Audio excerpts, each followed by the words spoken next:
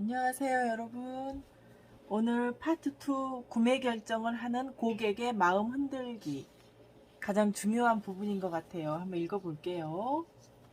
거리를 오가는 사람들을 잠시만 살펴봐도 그들이 전부 제각각이라는 것을 알 수 있다. 나이도 성별도 다르고 패션 스타일이나 선호하는 음식, 휴가철 여행지마저 모두 다르다. 이런 차이는 정말 우연일까? 우리 지난 시간에 읽었었죠. 자, 챕터 5, 내 유형에 맞춰 마음을 명중시키는 방법. 고객마다 욕구와 선호도는 각양각색이다. 각 개인들마다 뇌의 동기 시스템과 감정 시스템이 다르게 혼합되어 있기 때문에 이런 차이점이 발생한다. 뇌 연구에서 얻은 결과물을 기준으로 고객을 분류하고 고객 유형에 맞춘 상품과 브랜드를 파악할 수 있다면 고객의 마음을 명중시킬 수 있다. 우리는 사람들의 구매 동기와 머릿속에서 구매 결정이 진행되는 과정에 대해서도 잘 알고 있다. 하지만 모든 고객이 똑같은 과정과 방식으로 구매 결정을 할까? 그 답을 찾기 위해 고객들의 선호도가 다른 이유는 무엇인지, 선호도를 확정하는 기준은 무엇인지 탐구할 것이다. 먼저 고객들이 구매 동기와 구매 결정 과정이 정말로 각기 다른지부터 알아봐야 한다. 실제 사례를 잠시 살펴보는 것만으로도 그렇다라는 답을 얻을 수 있다. 하지만 고객마다 왜 구매 동기와 구매 결정이 다른지를 묻는 질문에 답하는 것은 그리 간단하지 않다. 그 질문 후 배후에는 또 다른 질문이 숨어 있기 때문이다. 지속적으로 안정적인 소비 패턴을 보이는 소비자 그룹이나 고객 그룹이 존재하는 걸까? 아니면 순간적인 분위기나 상황 혹은 컨디션에 이끌려 고객이 내키는 대로 선택하는 걸까? 일부 전문가들은 이렇게 말한다. 다양한 선택권에 노출되어 있는 하이브리드 고객을 고려한다면 목표 그룹 마케팅은 이제 먹히지 않는다. 소비자들의 소비 패턴은 대체로 동일하다. 단지 순간적인 욕구와 기분에 따라 다르게 선택할 뿐이다. 전문가들의 이런 주장이 옳다면 클로스터 프라우 바카유 소비자와 레이블 소비자 사이에 차이점이 없어야 한다. 하지만 실제 어떤가? 고령의 여성 중 비교적 많은 수가 클로스터 프라우 바카유를 마시거나 각설탕 한 조각을 떨어뜨려 섭취하는 것과는 달리 이런 방식을 선호하는 젊은 남성은 드물었다. 동시에 레이블 음료를 선호하는 젊은 남성은 많지만 레이블 음료를 마시며 카페인 환각 상태에 빠져드는 고령의 여성은 드물었다. 이렇듯 고정적인 소비 패턴은 명백히 존재한다. 이제 기분 및 감정과 소비 패턴의 관계를 알아보자. 당연히 인간이 느끼는 감정은 구매 행동에 지대한 영향력을 미친다. 흡연을 그 예로 들 수 있다. 흡연자는 모든 계층과 연령층에 고르게 분포한다. 담배 한 대를 피우고 싶은 욕구는 특정 상황이나 그 사람이 느끼는 기분에 따라 달라진다. 만일 스트레스를 느낀다면 흡연 욕구가 강해질 것이다. 다시 말해 흡연의 경우 기분은 중요한 소비 유발 인자가 된다. 지치고 피곤해지는 오후의 각성 효과를 위해 커피를 찾는 것도 이와 같은 이유이다. 반면 일요일 오후 케이크 한 조각과 함께 마시는 커피는 완전히 다르다. 이 경우는 편안한 분위기에서 커피를 음미하는 것이 주목적이지 각성 효과를 위해서는 아니다. 커피를 부르는 다양한 동기를 살펴본 챕터 3의 커피 림빅 맵을 활용하면 커피를 부르는 다양한 기분과 상황을 파악하는 데 유용할 것이다. 심리학에서는 방금 논의한 차이점에 대해 이미 오래전에 답을 발견했다. 비교적 안정적인 성향을 보이는 성격적인 특징과 일시적이고 쉽게 변하는 감정 상태를 구분했다. 그러나 이 부분은 어떤 챕터에서 다루려는 관심사와는 조금 거리가 있다. 우리는 이번 챕터에서 특정 목표 그룹이 존재하는지, 만일 그렇다면 뇌 연구가 이 문제에 어떤 기여를 할 수 있는지 알아보는 데 집중할 것이다. 각양각색인 소비자 유형. 다양한 유형의 사람들이 존재하고 사람들의 기질도 각양각색이라는 것을 잘 알고 있다. 어쩌면 여러분 주변에도 야심에 불타올라 때로는 이기적이기까지 한 동료가 한 명쯤은 있을 것이다. 또 한편으로는 동료들과 좋은 관계를 유지하는 아주 느긋하고 성격 좋은 유형도 있을 것이다. 두 동료 모두 상황에 따라 감정의 기복이 있을 수는 있겠지만 대체로 성격 유형은 안정돼 있다. 바로 이것이 핵심이다. 시간이 흘러도 비교적 일정하게 유지되는 개개인의 성격적 특징이 분명히 있다는 점을 말이다. 왜 그런 것일까? 그것을 알기 위해서는 기질과 성격을 결정하는 핵심 요소가 무엇인지 확실히 짚고 넘어가야 한다. 대답은 비교적 간단하다. 우리가 지닌 성격의 핵심 요소는 앞서 살펴본 동기 시스템과 감정 시스템이다. 지배 시스템, 자극 시스템, 균형 시스템 및 그에 동반된 하위 묘들이 바로 그 핵심 요소다. 사람들은 모두 이런 감정 시스템을 갖고 있으며 그 특징은 각기 다르다. 우리의 성격적 특징을 나타내는 기본은 우리가 이미 알고 있던 동기 및 감정 시스템의 혼합과 같다. 이는 심리학에서도 동의하는 내용이다. 여기서 생물학적, 신경생물학적 특징에 기반한 성격 차원만의 의미를 지님을 알 수 있다. 행동유전학에서는 성격의 약 50%가 타고나며 나머지 50%는 교육, 경험과 문화에 의해 만들어진다고 가정한다. 성격 변화가 일어날 수 있는 가장 결정적인 시기는 영유아기와 유년기이다. 성인이 돼서 성격이 달라지는 일은 거의 없다. 교육 인생의 경험, 문화를 통한 변화는 동기 및 감정 시스템 내부에서 일어난다. 일부 동기 및 감정 시스템이 강화되면 동시에 일부는 약화된다. 아예 새로운 동기 시스템이나 감정 시스템이 생성되는 일은 없다. 이런 이유로 가장 큰 성격의 변화는 유년기와 청소년기에 일어난다. 성인의 경우 심각한 운명의 시련을 겪지 않는 한 비교적 안정적이고 고정된 성격 구조를 지닌다.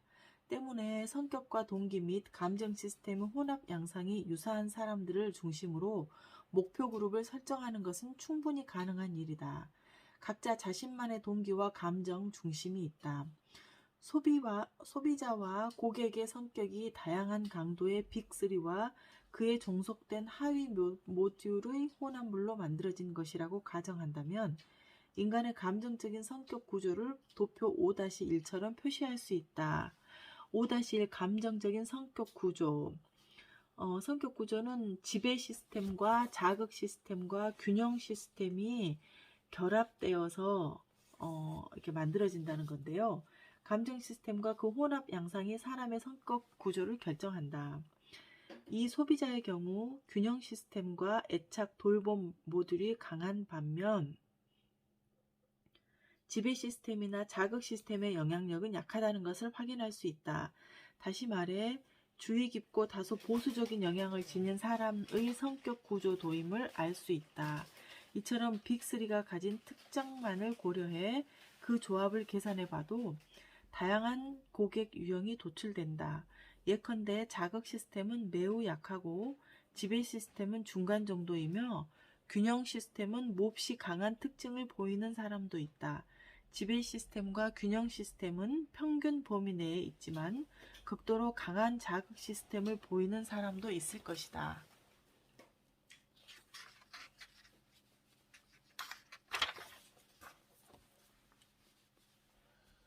이것만 봐도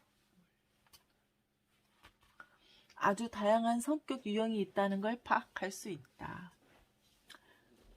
거기에 빅3에 딸린 하유 모듈까지 추가하여 유형을 가늠해 본다면 도출 가능한 성격 유형의 수는 더 늘어난다. 이러한 결과는 학문적인 연구를 하는 학자들에겐 흥미롭겠지만 마케팅 실무자에게는 그다지 반가운 소식이 아니다. 그럼에도 세상은 학자가 아닌 마케팅 실무자의 편으로 보인다. 대부분의 소비자들은 감정 및 동기 시스템과 관련해 저마다 확고한 무게중심을 지녔기 때문이다. 이런 연구 결과를 활용한다면 실제와 매우 가깝게 고객 유형을 분류할 수 있다. 그러나 유형화 및 일반화를 하는 과정에서 특정 정보가 누락되는 것은 피할 수 없기에 이를 감수해야 한다. 예컨대 지도는 실제 세계를 유형화 일반화한 것이다. 그렇기에 들꽃에 앉은 나비도 알을 품고 있는 올빼미도 지도에는 나와 있지 않다. 그럼에도 지도는 신속하게 방향을 설정하고 올바른 길을 찾도록 하는 유용한 도구이다. 이것이 바로 유형화의 과제이며 역할이다. 유형화 작업을 통해 도출된 유형들은 판매와 마케팅 업무에서 의사결정을 간소화하는 데 큰 도움이 될 것이다. 유형별 소비자 성격 테스트. 님펜부르크 연구팀과 함께 광범위한 연구를 한 덕분에 무척 효율적이면서도 중요한 의미를 지닌 소비자 성격 테스트 림빅 유형 스캔을 개발했다. 소비자의 감정 시스템을 신속하게 활성화하는 동시에 사라지게 하는 요소를 겨냥해 해당 테스트를 했고 소비자를 움직이는 주요 동기를 규명할 수 있었다. 동시에 복합적인 평가를 위해 소비자들의 감정적 성격 프로필 전반을 측정했다. 우리는 다수의 시장조사는 물론 대규모의 전형적인 시장조사 결과뿐 아니라 독일 출판업계가 보유하고 있는 집단 표본을 이 테스트와 결합시켰다. 이런 방식으로 12만 명이 넘는 소비자들의 세부적인 소비 행동과 각종 미디어에 대한 태도를 뇌과학과 림빅의 관점에서 연구하고 이것을 통해 완전히 새로운 연관성을 입증할 수 있었다. 그것이 바로 림빅 유형 스캔이다. 림빅 맵을 따라가며 소비자의 성격을 분석하고 그들이 지닌 감정의 무게중심에 의해 7가지 유형으로 분류했다. 소비자 유형은 다음과 같다. 자극 시스템과 균형 시스템과 지배 시스템 이 세 가지가 있는데 지배 시스템이 가까운 쪽은 실행가 스타일이고 자극 시스템이 가까운 쪽은 쾌락주의자고 균형 시스템이 가까운 쪽은 조화론자나 전통주의자네요. 그리고 그 사이 자극 시스템과 균형 시스템이 중간 정도에 위치한 사람들은 개방주의자고 자극 시스템과 지배 시스템의 중간 정도에 있는 사람은 모험가이며 지배 시스템과 균형 시스템의 중간 정도에 있는 사람은 규율 숭배자네요. 우리는 다수의 시장조사는 물론 대규모의 전형적인 시장조사 결과뿐 아니라 독일 출판업계가 보유하고 있는 집단 표본을 이 테스트와 결합시켰다. 이런 방식으로 12만 명이 넘는 소비자들의 세부적인 소비 행동과 각종 미디어에 대한 태도를 뇌과학과 림빅의 관점에서 연구하고 이것을 통해 완전히 새로운 연관성을 입증할 수 있었다. 그것이 바로 림빅 유형 스캔이다. 림빅 맵을 따라가며 소비자의 성격을 분석하고 그들이 지닌 감정의 무게중심에 의거해 7가지 유형으로 분류했다. 소비자 유형은 다음과 같다. 전통주의자, 트레디셔니스트, 조화론자, 하모니셔, 개방주의자, 어펜스, 쾌락주의자, 헤도이니스트, 모험가, 어벤터러, 실행가, 퍼포머, 규율 숭배자, 디스지플린. 대표적으로 독일의 예를 들어 7가지 유형 분포 양상을 보여준다. 동기 및 감정 시스템이 고객의 지각을 좌우한다. 우리의 지각 능력과 세계관이 객관적이지 않다는 것은 철학에서 매우 중요한 의미를 지니는 인식이다.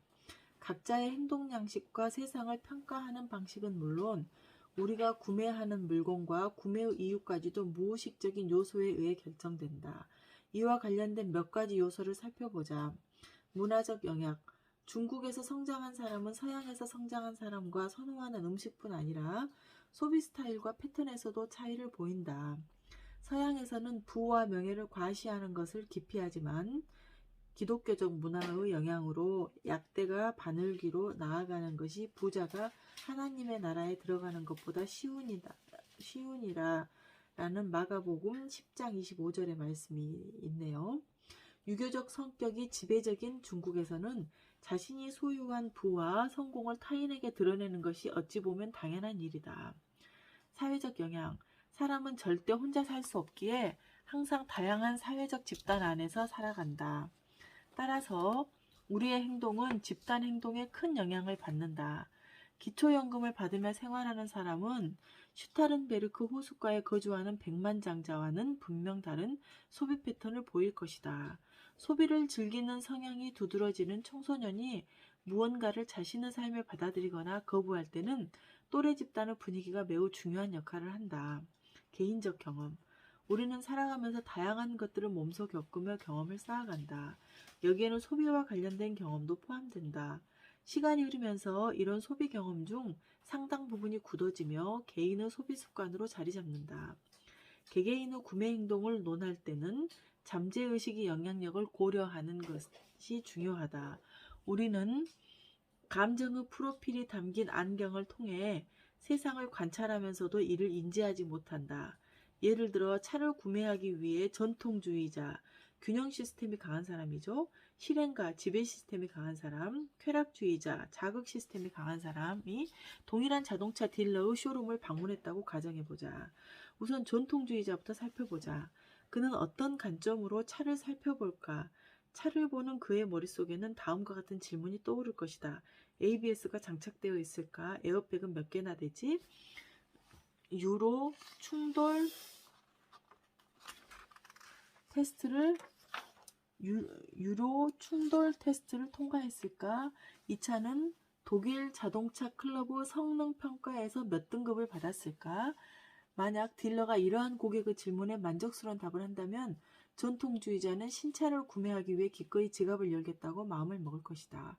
그러나 자신이 어떤 유형인지 알고 있는 사람은 극히 소수뿐이다. 해서 전통주의자들은 자신이 왜 그런 질문을 던졌는지, 자기 머릿속에서 어떤 사고의 흐름이 진행되었는지 제대로 알지 못한다. 이제 권력과 지위에 대한 욕망이 강한 실행가 유형으로 시선을 옮겨보자. 그는 이 자동차를 어떤 관점으로 주시할까? 가장 먼저 광폭 타이어와 반짝이는 알루미늄 휠에 시선을 고정할 것이다. 그런 다음 즐거운 표정으로 배기가스 소리를 경청하며 엔진 마력수와 시속 몇 킬로미터에서 시속 0km에서 시속 100km로 속도를 올리는 데 걸리는 시간인 제로백에 대해서 묻는다. 물론 실행가도 자신이 상품을 평가하는 동기와 근거를 제대로 알지 못한다. 조화론자, 애착 돌보문 묘들이 강한 사람이 가족을 태우고 안전하게 드라이브하는 판타지를 떠올리는 반면 실행가는 이 자동차를 구입했을 때 동료나 이성에게 어떤 인상을 줄 수 있을지를 먼저 생각한다. 이런 감정의 안경은 여러 심리학 연구를 통해 입증됐다. 불안해하고 의기소침한 실험 대상자들에게 극도로 강력한 균형 시스템에 단기간 내에 최대한 많은 단어를 떠올려서 말해보라는 과거를 부여한다면 정상적인 실험 참가자에 비해 불안과 걱정에 관련된 단어들을 훨씬 더 많이 떠올린다. 이를 입증하는 또 다른 실험으로 일명 이음이원 청각 실험이 있다. 이 실험에서는 헤드폰을 쓴 양쪽 귀에 각기 다른 정보를 동시에 흘려보낸다. 이를테면 실험 참가자 쪽의 한쪽 귀에는 음악이, 그리고 반대쪽 귀에는 여러 단어가 들리는 상황에서 실험 참가자는 음악에 집중해야 한다. 실험이 끝난 후 참가자에게 기억에 남는 단어가 무엇인지 질문한다. 여기서도 결과는 동일했다. 근심이 많은 유형의 실험 참가자는 부정적이고 걱정이 담긴 내용이 포함된 단어를 떠올렸다. 반면 긍정적인 실험 참가자는 자극 시스템에 가까운 참가자, 대체로 긍정적인 감정이 담긴 단어를 기억해냈다. 지금부터 각각의 고객 유형과 구매 및 소비 행동을 살펴보자. 여기에 관련된 신경 전달 물질도 주시할 것이다. 이 부분을 더 알고 싶다면 인포박스 5를 참고하기 바란다. 전통주의자의 성향과 구매 특징. 앞서 전통주의자에 대해 알아봤으나 여기서는 이들을 좀 더 세부적으로 살펴보려 한다. 우선 전통주의자의 뇌를 들여다보자. 이들의 경우 일반적으로 신경 전달 물질인 노르아드레날린과 스트레스 호르몬인 코르티솔의 농도가 짙은 반면 감마 아미노부티르산은 농도가 떨어져 있다. 동시에 비판적 사고를 담당하는 우뇌가 활성화되어 있다. 이들에겐 어떤 특징이 있을까? 전통주의자들은 모든 것을 몹시 꼼꼼하게 검증하고 세부 사항을 오랫동안 살펴본다. 그것은 뇌 속의 노르아드레날린 때문이다. 노르아드레날린은 대뇌의 신경세포 네트워크를 한 가지 신호에 강력하게 집중시켜 부차적인 정보들을 차단한다. 균형 시스템이 주도권을 쥐고 있는 이런 성향은 다소 불안해하고 조심스러우며 새로운 것에 개방적이지 않는 편이다. 앞서 살펴본 것처럼 전통주의자의 경우 구매 결정에 있어 안정성, 신뢰감, 그리고 품질에 관련된 정보는 매우 중요하다. 이런 전통주의자의 소비 및 구매 습관은 잘 변하지 않는다. 전통주의자는 전형적인 단골 고객으로 특정 상점이나 기업에 장기간 충성하는 편이다. 이런 유형은 취향이 대중적인 편이고 광범위하게 퍼진 상식을 추구한다.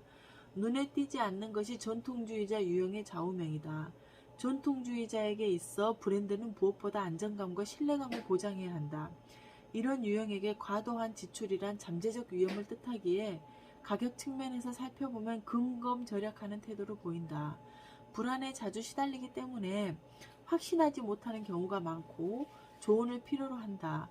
전통주의자의 장바구니에는 고향에서 생산된 토속 상품이 자주 담긴다. 병원을 자주 방문하고 건강 문제에 관심이 많은 것도 이런 유형의 특징이다.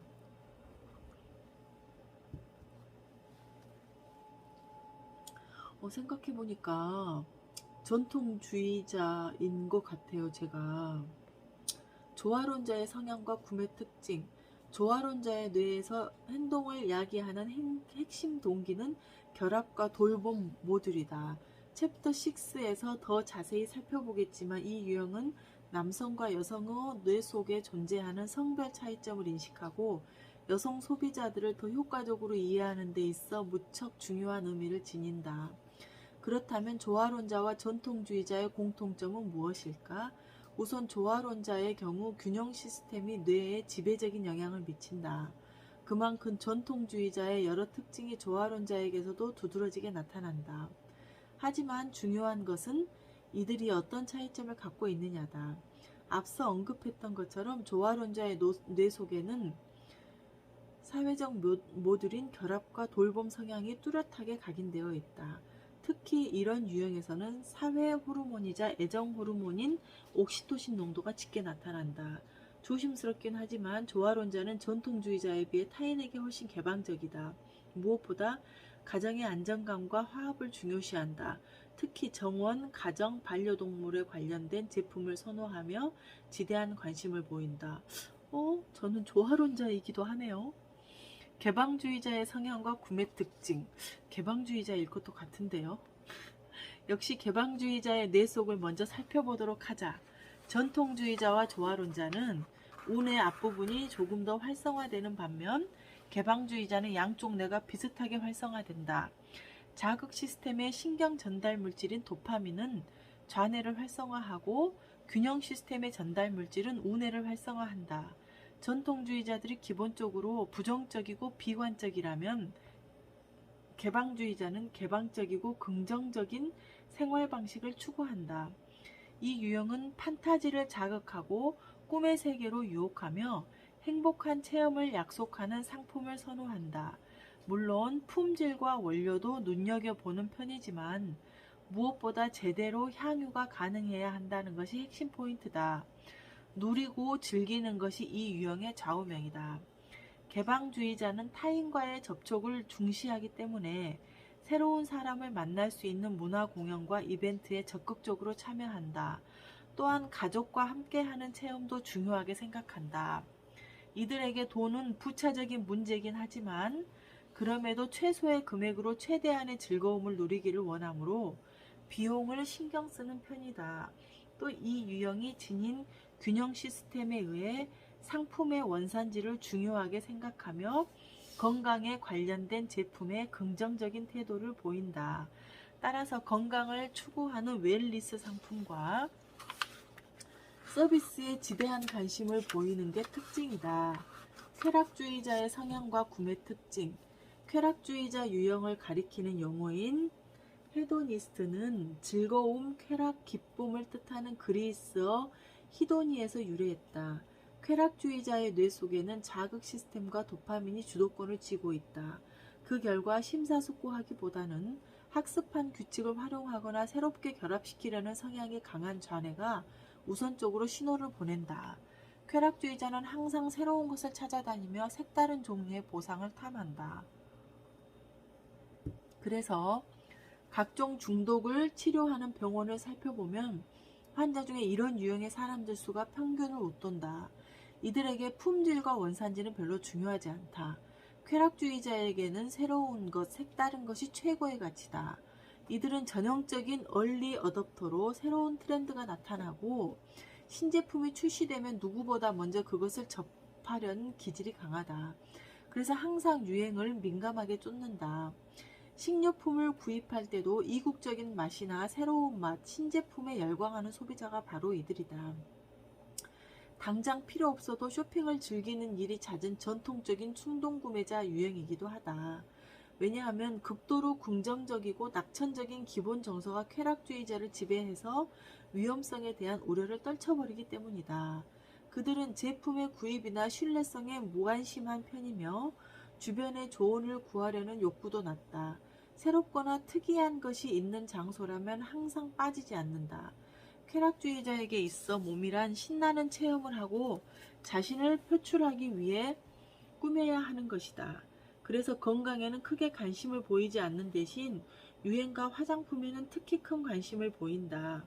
모험가의 성향과 구매 특징, 모험가 유형의 뇌 속에서도 도파민이 넘쳐 흐른다. 거기에 성호르몬이자 지배 호르몬인 테스토스테론도 가세한다. 모험가의 경우 좌뇌가 특히 활성화되어 있다. 쾌락주의자들이 주로 즐거움 그 자체에 주목한다면 모험가 유형은 거기에 전투적이고 충동적인 요소가 더해진다. 자신의 의지를 관찰하고 입증하는 과정에서 무언가를 체험하는 것, 그것이 모험가의 세계이다. 더 빠르게, 더 훌륭하게, 더 강력하게 모험가 유형이 구매를 결정하는 과정에서 제품의 품질은 그리 중요하지 않다. 그들이 중요하게 생각하는 것은 가시적으로 드러나는 뛰어난 성능과 즐거움이다.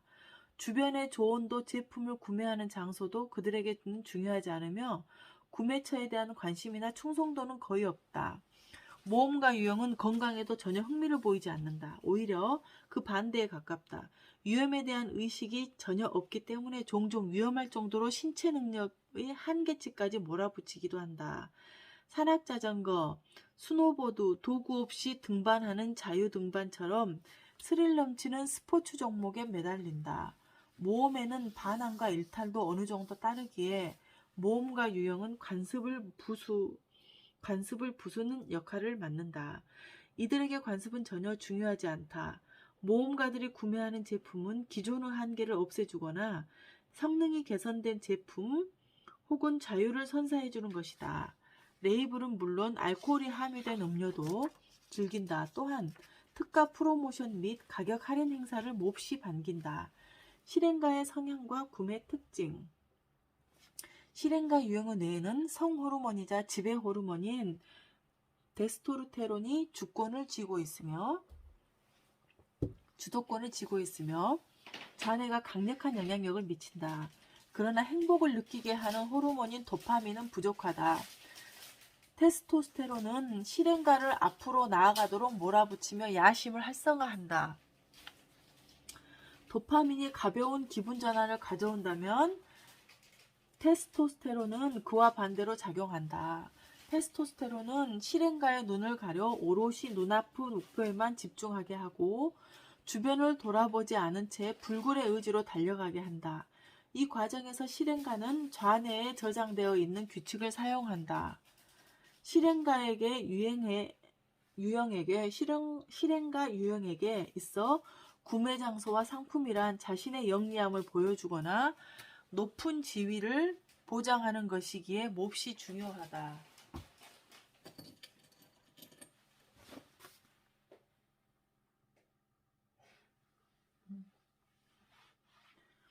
이들은 자신이 누구보다도 가장 최고라는 것을 증명하고 싶어한다. 그들은 값비싼 와인을 즐기는데 그 이유는 고유의 맛과 향 때문이 아니라 저녁 모임에서 동료나 지인들에게 자신을 과시할 수 있기 때문이다. 값비싼 명품 시계가 그 대표적인 예이다. 실행가는 클래식한 면과 기능성이 강조된 스타일을 추구하는데 타인과 차이를 두기 위해 고급 레스토랑과 고급 상점을 이용한다. 이런 유형은 누구보다 영리한 소비를 추구하기에 세일 기간이나 할인점을 간과하지 않는다.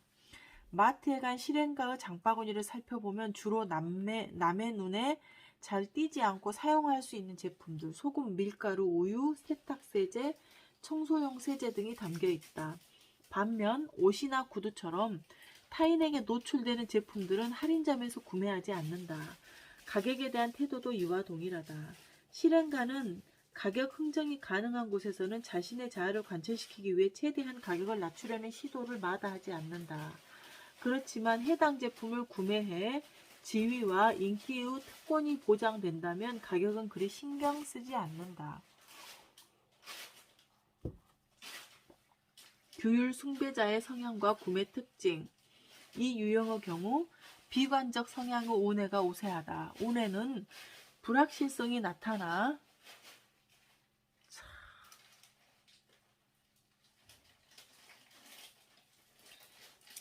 세상에 질서를 부여해야 할 때 강하게 관여한다.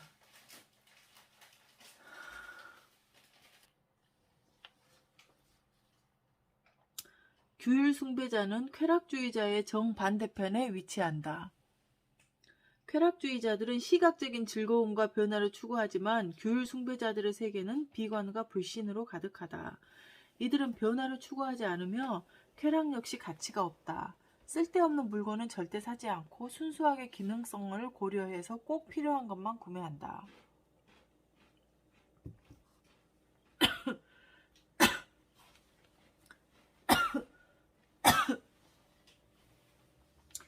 이들에게 세상이란 확실하고 제어 가능한 곳이어야 하고 예기치 못한 성가신 사건을 증오하기 때문에 무엇보다 품질 및 보증과 관련된 요소를 무척 중요시 여긴다. 규율 숭배자는 무엇보다 품질 및 보증과 관련된 요소를 무척 중요시 여긴다. 규율 숭배자는 마치 계산기와 같다. 또한 이 유형은 항상 가격을 비교하기 때문에 구매 결정을 내리기까지 시간이 오래 걸린다. 무엇이든 예측 가능하게 만들어주는 것은 전부 환영한다. 이를테면 품질평가법인의 테스트 같은 객관적인 척도를 상당히 중요하게 생각한다. 따라서 다양한 상점을 이용하지 않고 저렴한 비용으로 예측 가능한 품질의 제품을 판매하는 몇 곳만 정해두고 이용한다. 순수한 기능적인 측면을 최고의 가치로 평가하는 만큼 최신 유행은 이들의 관심 받기다. 쾌락주의자들은 혹시 흥미로운 새 제품이 나왔는지 살펴보러 여기저기를 기웃거리지만 규율 숭배자들은 절대 그러지 않는다. 이들은 최소의 상점 몇 곳만을 선별해 잘 아는 곳만 방문한다. 상품의 가짓수에 있어서는 전통주의자와 유사한 면이 있다. 모험가? 제가 왜 이렇게 웃냐면요. 책을 읽고 있는데 아들이 옆에서 와인을 먹는데 뿌셔뿌셔라 같이 먹는 거예요. 그 봉지를 막 흔들면서 막 바삭바삭 소리를 내면서 먹어요. 아무리 못하게 해도. 귀에 이어폰 꽂고 먹거든요. 지가 안 들리니까 제가 조용한지 아나 봐요. 어쩌면 좋아요. 모험가, 쾌락주의자, 개방주의자가 폭넓은 제품의 선택권을 선호한다면 규율 숭배자는 이와 반대다. 가짓수가 많지 않아 한눈에 들어오는 상품 종류를 선호한다. 복잡하지 않아야 인지적인 부담이 줄어들기 때문이다. 무엇이든 불필요한 것은 모조리 거부한다. 절약은 이 유형의 기본 미덕이다. 방관자의 성향과 구매 특징. 소비자 유형 분류를 완성하기 위해서는 한 가지 특수 유형을 언급해야 한다. 빅3 중 그 어느 요소도 두드러지지 않는 사람들이 있는데 이런 유형의 소비자는 불안감도 걱정도 호기심도 없으며 높은 지위를 추구하지도 않는다. 심리학에서는 이들을 안정적 내향적 성향을 지닌 유형이라고 부른다. 조금 부정적으로 말하자면 무관심하고 둔감한 유형의 사람들이다. 이들은 제품의 품질이나 혁신에 대한 특별한 기대감이 없기 때문에 주로 평범한 대량 생산 제품을 구매한다. 이런 성격 특성 때문에 직업적으로도 큰 성공을 거두기 힘들다. 따라서 소비에 쓸만한 돈도 많지 않은 편이다. 지금까지 우리는 림빅 유형에 대해 자세히 알아보았다. 이제 몇 가지 경험을 근거로 이것이 마케팅과 관련해 어떤 의미를 지니는지 함께 살펴보자. 성향에 따라 선호하는 제품이 다른 이유.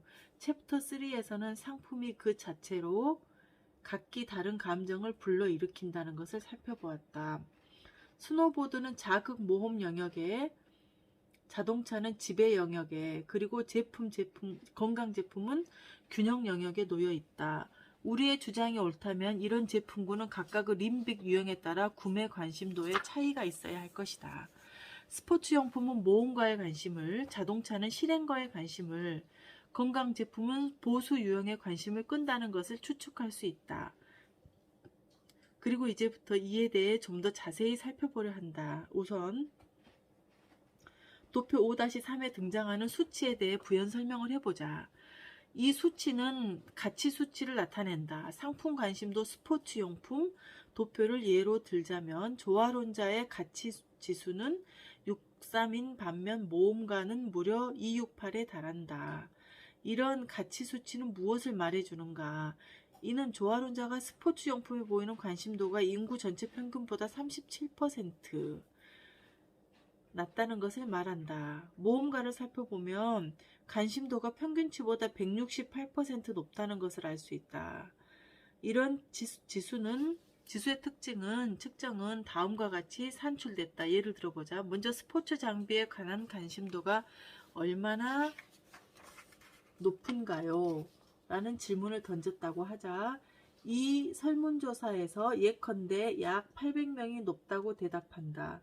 그 다음 단계로는 높은 관심을 보이는 사람들의 림빅 유형 분포를 살펴본다. 그러면 스포츠 용품에 높은 관심을 보인 조화론자는 23%에 불과하다는 것을 확인할 수 있다.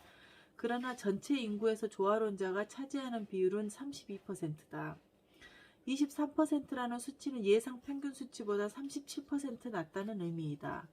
스포츠에 대한 관심도, 이제 스포츠 용품에 대한 관심도로 시작해보자. 여기에 모험가들은 가치지수 268로 가장 선두에 있다. 이것으로 무엇을 설명할 수 있을까? 우리는 모험가의 뇌가 도파민과 테스토스테론으로 가득 차 있다는 것을 앞서 살펴봤다. 도파민은 새롭고 흥미진진한 체험을 촉구하지만 운동 호르몬이기도 하다. 심각한 운동장애가 있는 파킨슨 환자의 경우 운동 중추에 도파민이 결핍되어 있다. 동시에 모험가 유형은 전투 호르몬인 테스토스테론의 수치가 월등히 높다. 모두 알다시피 전투라는 개념은 정확히 대부분의 스포츠 종목의 기본 이념이기도 하다. 사람들은 스포츠를 통해 자신이 얼마나 강한 사람인지 증명하는 동시에 그 과정에서 무언가를 체험하려 한다.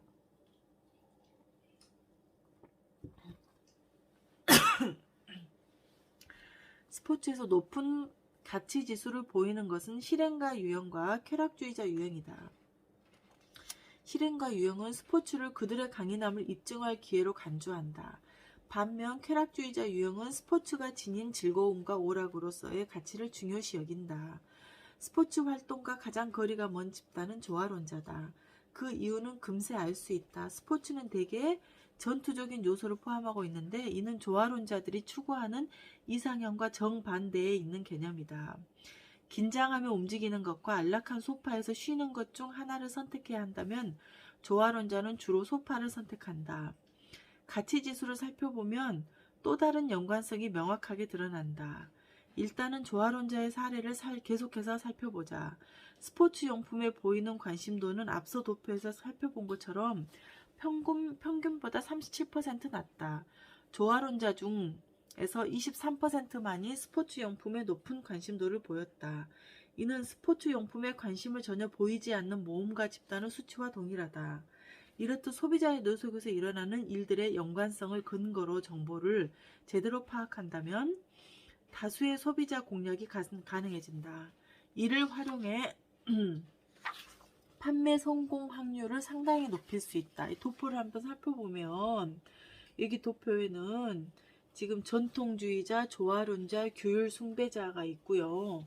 개방주의자, 쾌락주의자, 모험가, 실행가가 있는데 이 가치지수를 100으로 놓고 개방주의자, 쾌락주의자, 모험가, 실행가들은 가치지수를 100 이상으로 가지고 있어요. 그리고 전통주의자, 조화론자, 규율 숭배자들은 그 자기 나름대로의 어떤 기준을 더 중요하게 생각하는 거죠. 그러나 구매자 개개인이 보이는 구매 행동과 패턴을 미리 예측하기 어렵다는 게 문제다. 근본적으로 조화론자 유행이면서도 스포츠용품에 높은 관심을 보이는 사람들이 23%에 달하는 것만 봐도 그렇다. 이런 표면적인 불일치를 일으키는 원인은 다양하다. 조화론자이긴 하지만 운동을 즐기는 활동적인 가정에서 성장하며 스포츠가 생활의 일부로 자리 잡았을 수도 있다. 혹은 설문조사 과정에서 오류가 있었을 수도 있다. 지금까지 통계와 관련된 수치를 둘러봤다면 이제 다시 소비자의 뇌로 돌아가서 자동차에 대한 상품 관심도를 살펴보자. 자동차에 대한 상품 관심도 도 5-4를 살펴보면 자동차 지수 또한 스포츠용품 지수와 유사하다는 것을 확인할 수 있다. 이게 도표 5-4인데요. 상품 관심도 자동차이거든요. 자동차에 대한 관심도를 100을 기준으로 해서 조화론자와 규율 숭배자는 자동차에 관심도가 좀 낮고 실행주의자, 모험가, 쾌락주의자 순으로 높다는 거죠. 자동차에 대한 관심도가. 자동차도 지배 시스템을 강하게 활성화하지만 스포츠용품과는 조금 다르다. 물론 소비자는 자동차로도 강인함을 입증할 수 있고 동시에 자율성도 확대된다. 그렇지만 자동차와 관련해서는 도파민 분비가 미미하다. 따라서 조화론자들은 별다른 반응을 하지 않는다. 반면 기술지향적이고 능력지향적인 실행과 유형은 자동차 관심도에서 최상위 그룹을 형성한다. 패션에 대한 상품 관심도. 이미 알고 있듯이 패션에는 성욕과 매력 발산 욕구가 반영된다. 다른 상품 카테고리와 달리 패션은 자신만의 스타일을 표출하는 기회의 장을 열어준다. 감정적 동인은 성욕과 자극 시스템이다. 도표 5-5의 림빅 유형 분포도를 보면 이런 연관성을 확실하게 확인할 수 있다. 자, 상품 관심도에서 패션을 보면 패션에 대해서는 쾌락주의자가 가장 높은 관심도를 보이고 그 다음에 모험가, 개방주의자, 실행가 순이고요. 조화론자, 전통주의자, 규율 숭배자 순으로 관심이 없네요. 패션에는. 최고의 패션 피플은 도파민의 지배를 받는 쾌락주의자들이다. 동시에 최악의 워스트 드레서는 유행을 돌보듯 하며 금욕을 추구하는 규율 숭배자들이다. 정원용품에 대한 상품 관심도. 지금쯤이면 소비에 금욕적인 태도를 보이는 규율 숭배자의 지갑을 열게 할 만한 상품이 과연 존재할까라는 의문이 들지도 모르겠다. 물론 있다. 이를테면 정원용품이 그렇다. 왜 하필 정원용품일까? 이 질문에 답하기 전에 심리적 측면에서 정원이 갖는 유용성을 잠시 짚고 넘어가야 할 필요가 있다. 도표 5-6을 들여다보자. 정원은 아늑함과 신선한 공기 외에 각자의 계획에 따라 그 안에 작은 세상을 창조하고 통제할 수 있는 기회를 제공한다. 따라서 규율 숭배자와 전통주의자들에게 있어 정원은 지상 낙원이다. 이런 이유로 그들은 정원용품을 사기 위해 기꺼이 지갑을 열어 돈을 지출한다. 물론 이때도 도를 지나칠 정도로 낭비하는 법은 없다. 그리고 이것이 그들의 가치 지수가 평균 이상으로 높은 이유이다. 반대로 유독 낮은 가치 지수를 보이는 쾌락주의자에게 정원이란 지루함의 대명사다. 쾌락주의자에게 정원은 그들의 자유를 박탈하는 대상이나 마찬가지다. 품질을 추구하는 고객, 가격을 추구하는 고객. 정원용품에 대한 관심이 가장 높은 구는 규율 숭배자고 그 다음은 조화론자, 전통주의자네요. 가장 낮은 쪽은 쾌락주의자, 모험가 이 정도고요. 자, 시장 연구에서 흔히 품질을 추구하는 고객과 가격을 추구하는 고객으로 구분한다. 이런 구분은 근본적으로 가격 혹은 품질을 결정적인 구매 기준으로 삼는 소비자들이 존재한다는 사실을 암시한다. 그러나 안타깝게도 이는 잘못된 생각이다. 품질을 중시하는 소비자의 의식은 결정적으로 해당 상품에 대한 관심과 선호도에 딸려 있다. 다시 말해 소비자는 딱히 관심이 가지 않는 상품의 경우 품질에 대해서도 기대하지 않는다는 뜻이다. 도표 5-7과 5-8을 자세히 살펴보자. 5-7은 전자 오락 게임기 품질에 대한 소비자의 기대치를 나타낸다. 기술과 자극이 주요 특징인 이 상품군은 특히 쾌락주의자와 모험가, 실행가를 매료시킨다. 이런 유형의 소비자들이 이 제품군에 대해 꿰뚫고 있으며 조예가 깊다. 따라서 전자 오락 게임기에 관심을 보이는 소비자는 최고의 품질을 기대한다. 반면 식료품에 대한 품질 기대치를 나타내는 5-표는 완전 다른 양상을 보인다. 충동적인 모험가에게 필요한 것은 배불리 먹는 것이기 때문에 무엇을 먹을지에 대해서는 그리 고민하지 않는다. 한편 기술에 무관심한 조화론자들은 질적으로 훌륭한 음식에 무엇보다 높은 가치를 둔다. 막연히 생각하면 사치품은 품질과 밀접한 관련이 있을 것처럼 보인다. 하지만 중요한 건 따로 있다. 물론 품질도 중요하지만 사치품을 진정한 사치품으로 만들어주는 요소는 일반적으로 베타성과 그 상품을 사용하는 사람의 지위를 증명할 수 있는 가능성이다. 사치품을 구입하려면 우선 돈이 필요하다. 그러므로 우리는 여기서 수입에 따라서도 림빅 유형의 차이를 보이는지 살펴보려고 한다. 도표 5-9에 나타난 것처럼 한 달 수입만 놓고 봐도 실행가가 가장 부유하고 조화론자가 가장 가난한데 이 결과는 그리 놀랍지 않다. 자, 여기 보면 월 수입이 330만원 이상인 사람의 구매 패턴을 보면 실행가가 305고요. 그 다음에 모험가, 쾌락주의자, 개방주의자, 전통주의자예요. 그리고 330만원 미만은 대개 조화론자가 330만원 미만을 가장 낮은 소득 수준을 가지고 있네요. 그 이유는 명백하다. 야심이 강한 실행가 유형은 보다 높은 자리로 올라가며 커리어를 쌓고 싶어한다. 반면 조화론자는 안락함을 최우선으로 여긴다. 출세를 추구하기는 실행가도 가정의 아늑함을 즐기는 조화론자도 모두 행복을 누릴 수 있지만 두 유형의 수입은 엄청난 차이를 보인다. 실행가는 다른 어떤 림빅 유형보다도 돈이 많다. 전체 인구를 기준으로 보면 실행가 유형은 수가 적은 편이지만 그들이 지닌 엄청난 구매력 때문에 가장 관심을 끄는 목표 그룹이다. 물론 돈이 있다고 해서 꼭 사치품을 소비한다는 의미는 아니다. 사치품 구매에는 공공연하게 지위를 과시하려는 욕망, 즉 사치의 심리학이 개입된다. 여기서도 실행가의 변형계는 환호한다. 지위에 대한 욕구를 자극하는 지배 시스템이 실행가를 몰아가는 동인이기 때문이다. 이제 실행가의 소비 행동에 대해 살펴보자. 표 5-10은 사치품에 대한 유형별 관점을 나타낸다. 도표를 살펴보면 실행가와 쾌락주의자들이 주요 사치품 구매자라는 것이 명확해진다. 이때 실행가는 지배 시스템을 동인으로 하는 지위 측면이 중요한 반면 쾌락주의자들에게는 자극 시스템을 동인으로 하는 개인화 측면이 가장 중요하다. 이와 반대로 규율 숭배자와 전통주의자 그리고 일부 조화론자는 절제하는 소비 태도를 보인다. 만약 소비 행동과 패턴이 뇌의 감정 시스템에 의해 좌우된다면 추측컨대 브랜드 선호도 역시 림빅 유형에 따라 달라질 것이다. 실제로도 그렇다. 이런 연관성에 대해서는 챕터 8에서 더 상세히 살펴볼 것이다. 유형화의 한계와 가능성. 어쩌면 지금까지 언급한 유형화가 자의적이라고 지적하는 비평가도 있을지 모르겠다. 그들의 지적은 옳다. 우리는 림빅 맵 전체를 7가지 림빅 유형으로만 채웠다. 하지만 인간의 유형이 처음부터 7가지로 정해져 있었던 것은 아니다. 본질적으로 인간의 동기와 감정 영역을 몇 가지 유형으로 나누는가는 그다지 중요하지 않다. 도표 5-11과 도표 5-12에 제시한 것처럼 2가지 혹은 4가지 유형으로 분류하는 것도 고려해 볼 수 있다. 예컨대 규율 숭배자와 조화론자 그리고 전통주의자를 한 그룹으로 묶어 보수파로 지칭할 수 있다. 그리고 개방주의자, 쾌락주의자, 모험주의자, 실행가를 통합해 현대파 그룹으로 지칭할 수 있다. 즉 즉흥적 유형, 야심가 유형, 느긋한 유형, 전통적 유형처럼 4가지 유형으로 분류하는 것도 가능하다.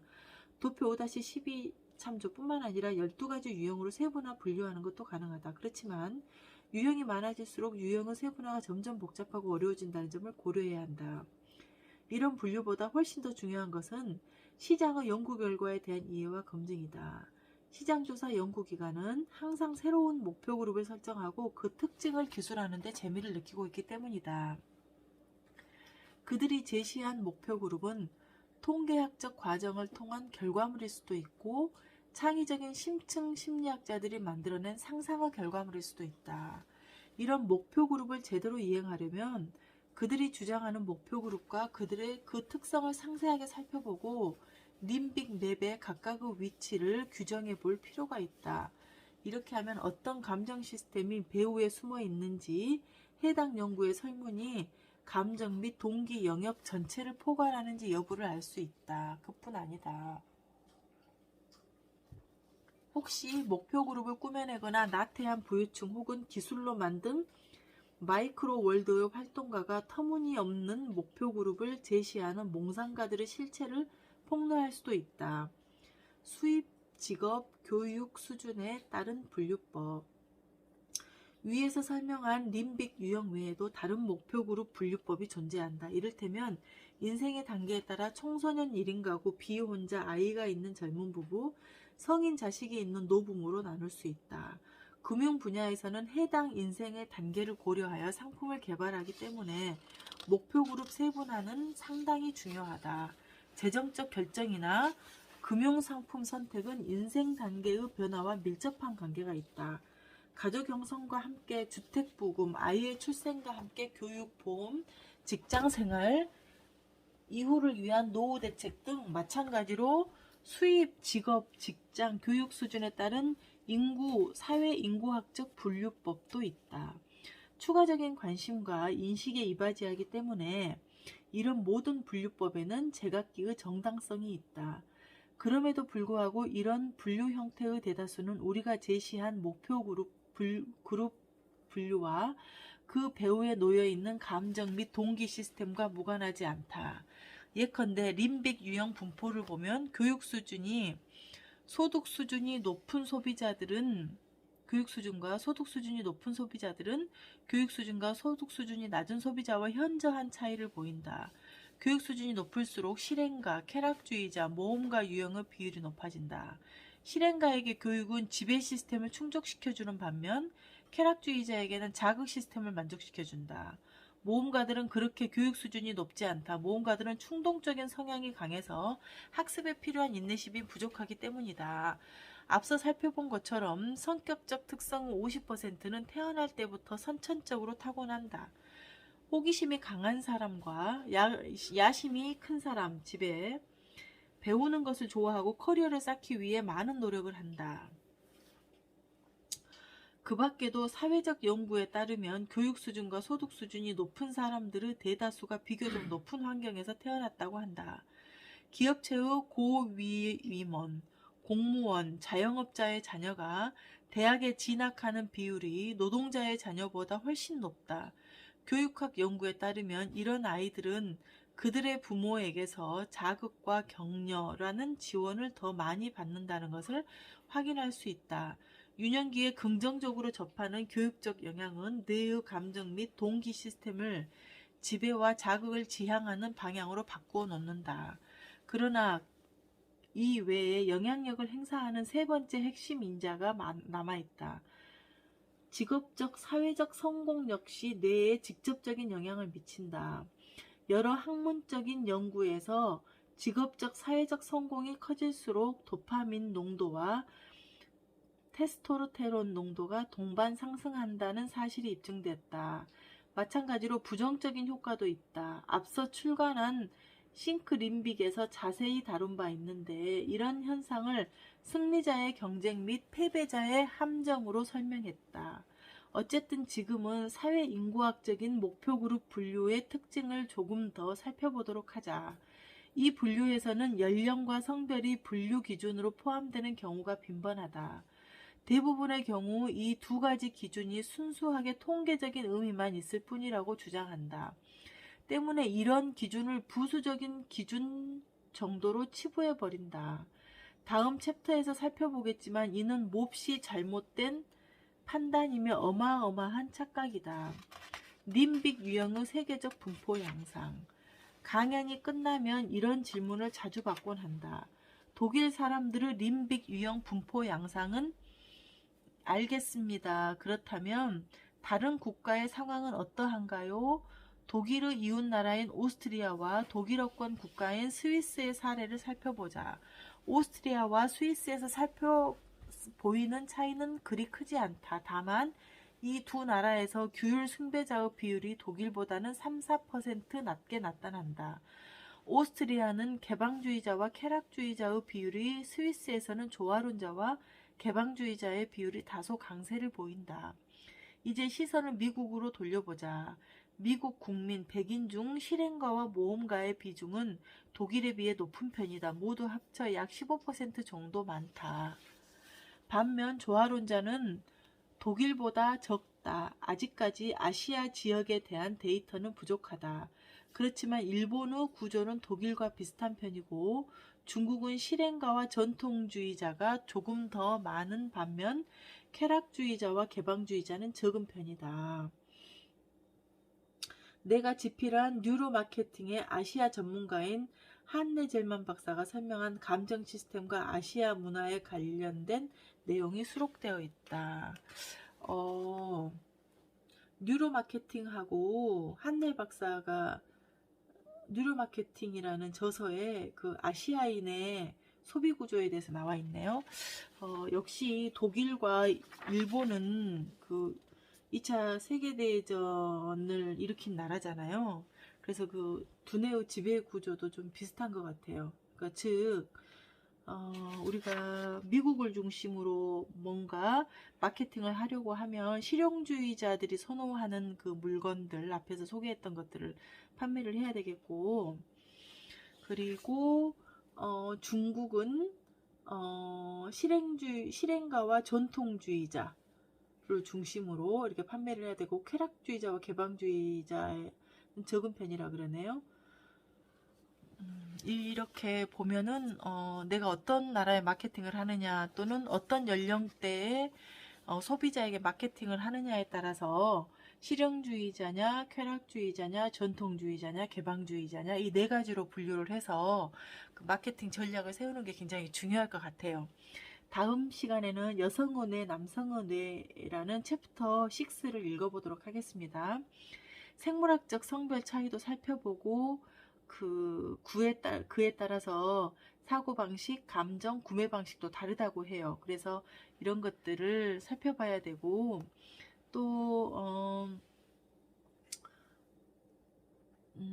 여성은 자유롭게 쓸 수 있는 여유자금의 70% 이상에 대해 권한을 갖고 있기 때문에 여성에게 상품을 판매하는 그런 것에 타겟팅을 하는 것이 좋다는 내용이 적혀 있을 것 같습니다. 그래서 다음 시간에는 187페이지부터 읽겠습니다. 감사합니다.